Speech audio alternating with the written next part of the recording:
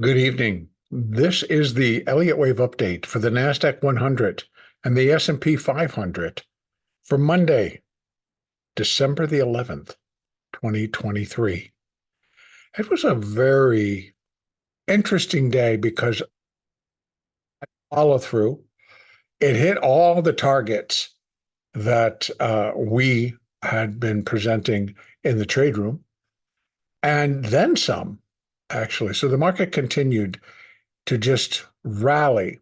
This is on a day when Apple closed down 2.5, Amazon closed down $1.50, Google closed down $1.70, Meta closed down 7.5, Microsoft closed down to almost 3, and Nvidia closed down almost 8.75. The Nasdaq ended up going up $146, almost $147, when the Magnificent Seven was getting clocked basically today. So what was up? Well, today it was Netflix's turn. Today it was Broadcom's turn. Those that trade Broadcom were like, whoa. And that's a very expensive stock to begin with. So it probably was left to the much larger players. By the way, Tesla was also down on the day. So what did we have up? Well, we had AMAT, Applied Materials. That was up 7.5. AMD was up 5.5. Now, the news is that AMD's got a new chip, and it's going to be in direct competition of the greatest from NVIDIA. So NVIDIA got pared back, and AMD got boosted. It's always an interesting story between those two companies because actually the CEOs are brother and sister. I find it very interesting that they're each other's competition. So I wonder what a family dinner looks like at their place. In any case, it was, and Broadcom was up $85 today. I was up higher at one point. So we're seeing rotation, just like end of year rotation and expirations and everything in between. So let's start here in the NASDAQ. I'm on the hourly chart. We're really just dealing with this finishing move, which is going out in full glory. I will say that. And, as long as it is tradable, and that we or I and people that come into our trade room have the ability to make their goals for the day. And I have to tell you, quite honestly, we're finding that we can actually do it within the first hour, 2 hours max.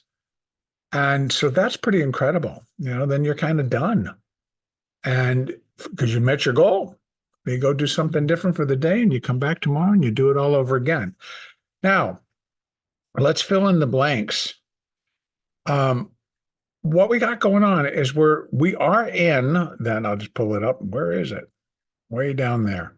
Let me bring that up so we can actually see it and have it as a reference point. We're in minute wave 5. So minute wave 4 completed on December the 4th at 16,030.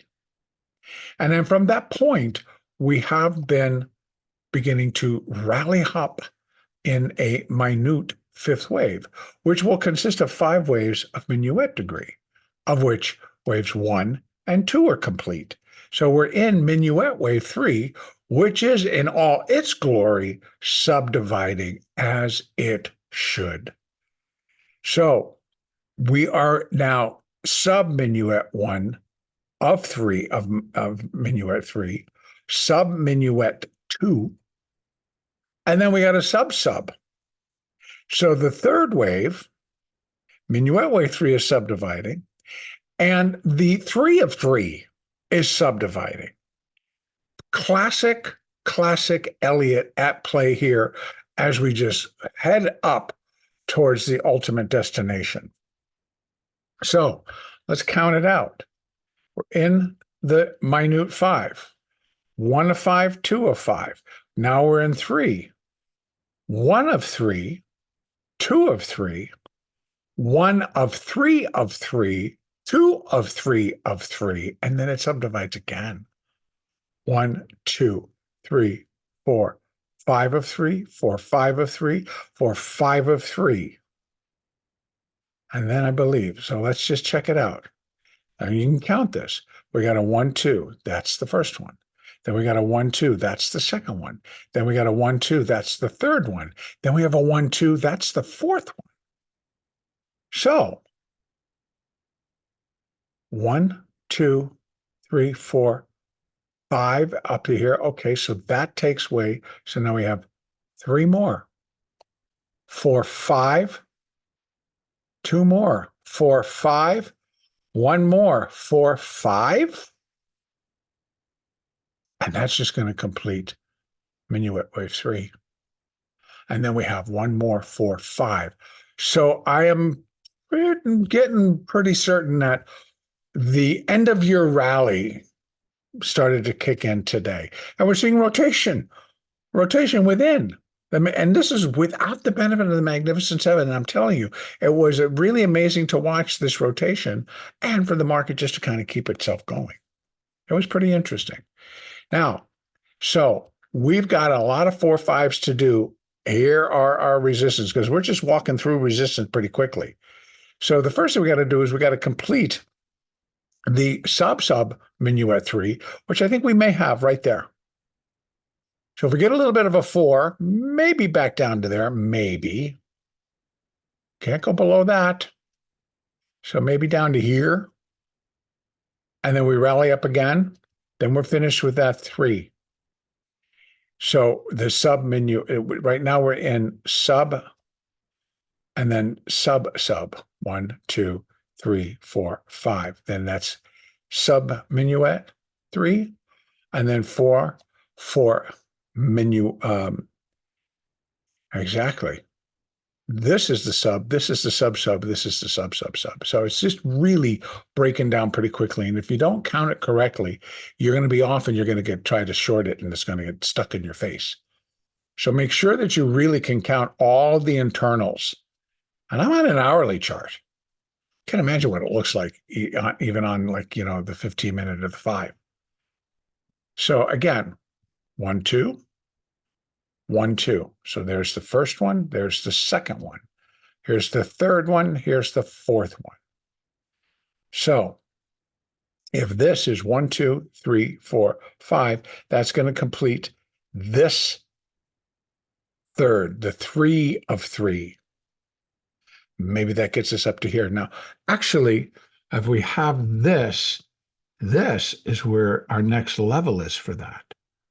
Because let me just put it back on.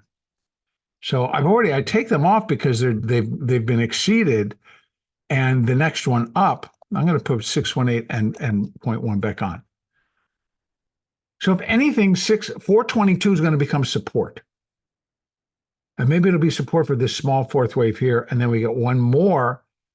And and actually, if we're looking at it from this level, once we get that little 4, then I'm going to be able to run this over, or actually run this over to here. So I'm going to take this back off for right now, because as we progress tomorrow, you're going to get an idea of how we keep adding that fib level. So what we're looking for is if this is 1, 2, right? We got 1, 2, 1, 2, 3, 4, 5. Well, if 4 is going to come to there, we're going to take it from here. Oop, wrong thing. We're going to use our extension tool. We go from there to there. And let's just say, for example, we run it up to here. Let's just call it there. Well, now, so you can now see your first one is equality. So it's 16,530. And that just completes this internal. So we got 1, 2, 3, 4, and then another 5. And then we run this up to see. So once we get this additional 4, we run this up to there, and then we can get additional resistance up inside. If I leave it all up there, it's going to be so confusing up in here. So I'm leaving what's kind of left. I'll leave this one because that's going to be support. And this definitively would be support. And it would have to hold. Otherwise, then this 3 is done and we're in this 4. And it starts to get weird because this is where we need to do. Now we will definitively we're stair stepping. And it's like first one, second one, third one. So now we're inside that third stair step, and we get a 4-5. That's the first. 4-5, that's the second. The 4-5, that's the third. And actually, we really need 4. 1, 2, 3. Actually, just 3. I take that back. Here's the 1, 2. That's the first one. Here's the 1, 2. That's the second one. Here's the 1, 2. That's the third one. So it was only 3, not 4. But we into here. And just finishing this third wave. And then put in a 4 on this degree, on the minuet degree, and where we're running from here up to a 4. So we can find out where wave 5 is going to come in. So again, I continue to feel that this is going to be the area. And we're going to be right up into pushing to new all-time highs. Now, to be honest with you, we're going to be looking at it going like, okay, this high is 16,758 or 68, I think it was. Yeah, 16,767. If because of the March 2024 contract, we could move to new all-time highs, basis the futures market.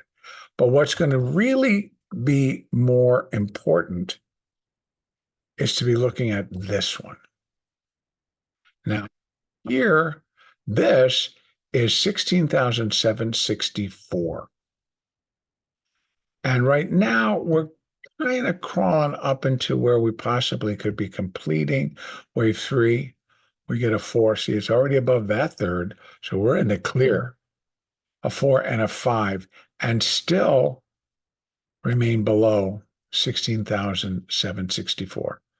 So the future goes to a new all-time high. The cash may not. That's my point. So when I hear about, oh, I've been calling for a new all-time high, I've been calling for all-time highs, it's like, it depends. In the futures market, you got about $210 worth of premium in the March future. So it may go to a high above the December future, or even above the future way back when it was hitting this in October. What was this high? November of 2021. So it was a December contract, but of 2021. So a December contract of 2023 is going to break to a new high. But I would stick to the cash market when we're talking about new all-time highs. Back to this futures market. Let me just say that I know there's a lot of people that are following, a lot of people that they're not really happy because I've been calling for a large decline and the market keeps moving higher. Well, you know, if you truly follow me and are listening to me, when we started this thing and we put this A wave in, and I was discussing a primary B wave, I discussed the potential that a primary B wave could take the market to new all-time highs above that level in the futures market that was registered at 16,767. And I called it an irregular B wave. Now, when the market was kind of filling in the blanks here, I didn't think I left open the possibility. And in fact, I discussed it here. I discussed it here. And I'm discussing it again here. So to say that, well, you're always bearish, it's like, no. And again, what I'm going to talk about is like my big picture has not changed.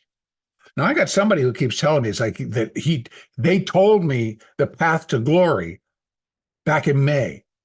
And I acknowledged that count, by the way. I acknowledged it by saying that like, that's one of my alternates. Because what it really would suggest is that we are in a primary fifth wave. That's what it would suggest. But this was primary wave 4, and we're in a primary fifth wave to finish cycle wave 5. Now, that could be the case. I actually still do not feel that that is the case, because those numbers are way beyond all of this.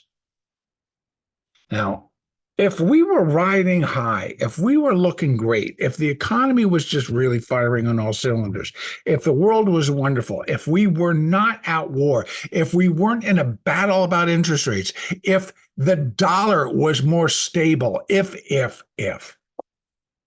But it's not. And so I take a lot of things into consideration when I'm putting this whole picture together. Do I think we still have upside to do? Absolutely. But what I see coming next, in my opinion, will not.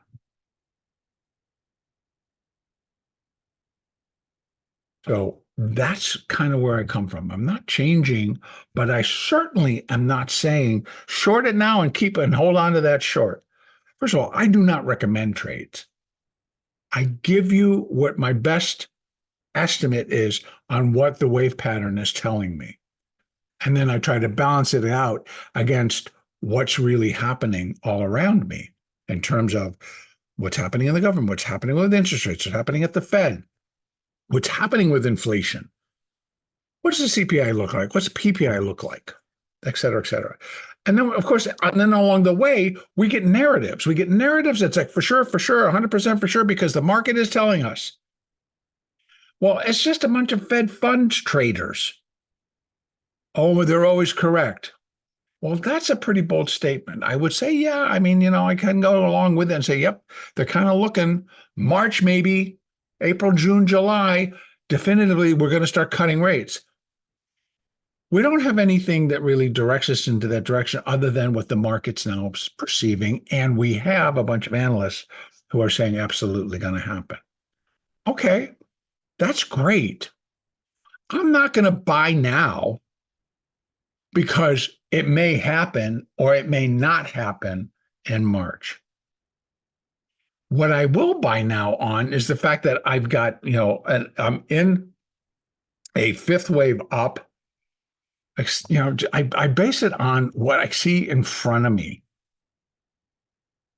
This is all based on what I see in front of me. And tomorrow morning, I'm going to come in and we're going to devise where our resistance points are. We're going to be looking at this basically all the way back down on a 15-minute chart. And when it starts breaking our indicators and when things start to look right, it's a buy.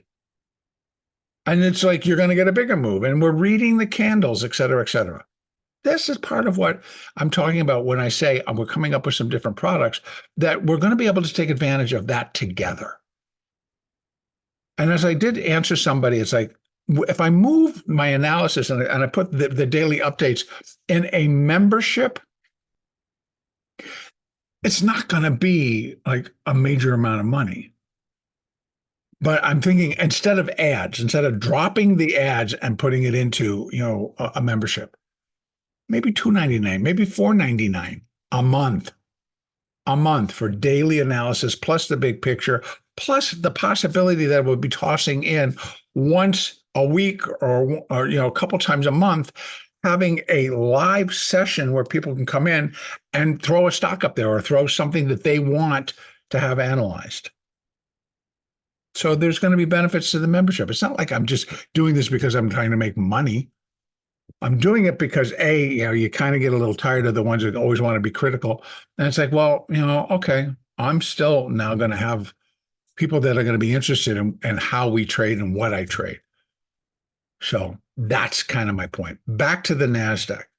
I believe we're still within minuet wave 5. We are still within minuet wave 3. We are still within sub minuet wave 3. So we're in the 3 of 3 move. I think it's just about over. We get a little bit of a sub 4. We go up on a 5 that finishes the internal sub minuet wave 3. So that's the 3 of 3. And then we come back down and we finish the sub, which is the 3 of 3. And then we finish the third minuet wave 3. And then we move into minuet 4, and then we move into minuet wave 5, and that then completes the minute fifth wave. And so, yes, this is kind of where I am looking. And I have a little bit more.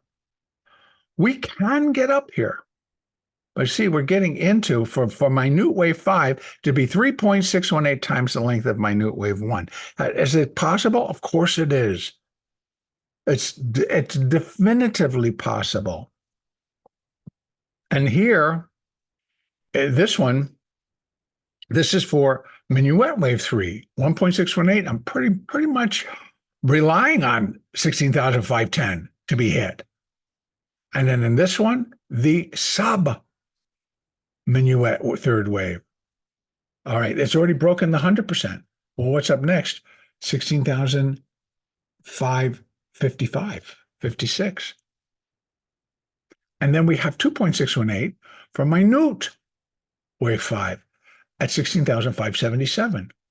I do believe that this is where a lot of these things are going to come in, and not necessarily minute wave 5. I do think minute wave 5 could carry us even higher. Why? Because we're still inside the third. We're still inside minuet wave 3 of minute wave 5. So we got some more to do. And it should be great trading, by the way. If you're a day trader, even if you're a swing trader, it should be some great trading between now and the end of the year. Now, let's not forget, and I still got the S&P to do, let's not forget that tomorrow we have the CPI. On Wednesday, we have the PPI. If CPI does not come out glossy, I'm like, yep, look at that. We got this inflation under control. Market A is going to dump because on Wednesday, we have the PPI and the Fed decision. So they're kind of compacting everything as it's like, nope, we're not giving away coal for Christmas this year, boys and girls. We're going to give you a present of some sort. Either we're going to feed this rally and push it to the moon, or we're going to cut it off, let it drop, and the shorts are going to be dancing in the streets. In the meantime, I'm just going to trade it. I'm going to trade it as a, by the way, yeah, all still in very clean alignment to go up. But catch this. This is the hourly 200 simple moving average. Still, tense rally, flat as a pancake. Flat, not moving, flat. So, wow, ever slight little tinge to go higher. Even the 50, yeah, it's moving higher, but it's the 8 that's following the move. It's the 20 that's starting to catch up.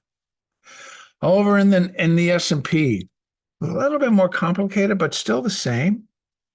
We're inside. And this one is like, could it be, even in the NASDAQ, I was thinking, could it be a diagonal? I'm now thinking, no. I don't think it'll all form its way out. Here, I think it also will do the same thing. So what are we looking at? 47.33 to 40, or actually, let's say 47.30 to 47.40. I like using that $10 window. But the S&P actually ended the day down a little bit. They're not going to boost it up on the opening. They'll make back that and they'll keep going. But again, let's take a look. Let's go inside.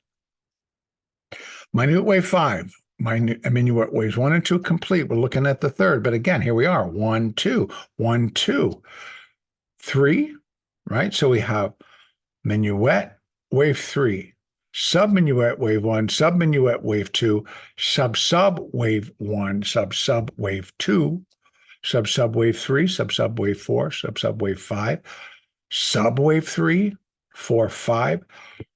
And then we have minuet wave 3, 4, 5. Then we have that. So we have 1, 2, 3.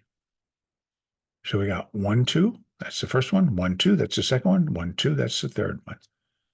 So if this a little bit higher, we get 3, come back down in a 4, and I'm marking them out, right? 73.69. That's not that great of a drop. $10.